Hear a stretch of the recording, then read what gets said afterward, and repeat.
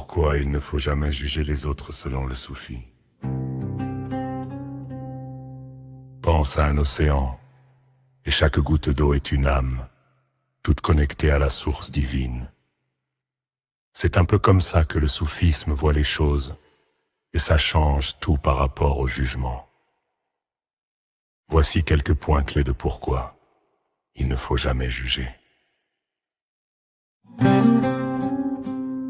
L'unicité divine. La croyance profonde dans l'unicité absolue de Dieu, Allah. Cela signifie que tout ce qui existe est une manifestation de cette essence divine. Juger une autre personne, c'est en quelque sorte juger une facette de la création de Dieu, voire de Dieu lui-même. Il est donc nécessaire de chercher à voir Dieu en toute chose et en tout être. La vérité intérieure face l'apparence extérieure.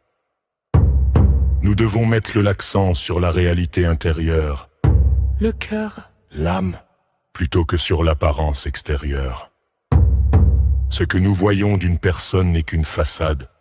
Juger quelqu'un sur ses actions extérieures, sans connaître son intention, son cheminement spirituel ou les épreuves qu'elle traverse, est considéré comme superficiel et trompeur. Il croit que seul Dieu connaît la vérité des cœurs. La culpabilité comme miroir.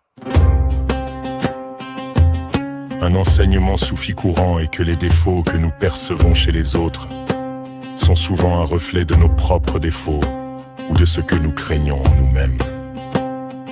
Juger quelqu'un d'autre nous éloigne de l'introspection nécessaire pour notre propre purification spirituelle. L'auto-examen est préféré au jugement d'autrui. L'amour et la miséricorde. Les maîtres soufis, comme relèvent un amour et une miséricorde inconditionnelle. Pour toute la création, ce n'est qu'en s'abstenant de juger que l'on peut véritablement ouvrir son cœur à cet amour divin qui embrasse tout. Le jugement, dresse des barrières, l'amour les démantèle. Il est impératif que dans la vision de tout croyant, ce qui se produit le soit sous volonté de Dieu. Juger une action ou une personne, c'est questionner la sagesse divine derrière les événements et les êtres. Le croyant sage cherche la résignation et l'acceptation de la volonté divine, y compris dans les faiblesses humaines.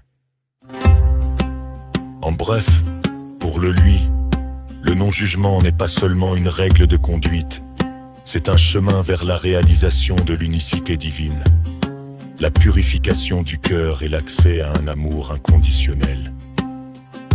C'est une invitation à regarder au-delà des formes pour voir l'essence divine en chacun. On se sent bien, non? Quand on essaye de regarder les choses sous cet angle.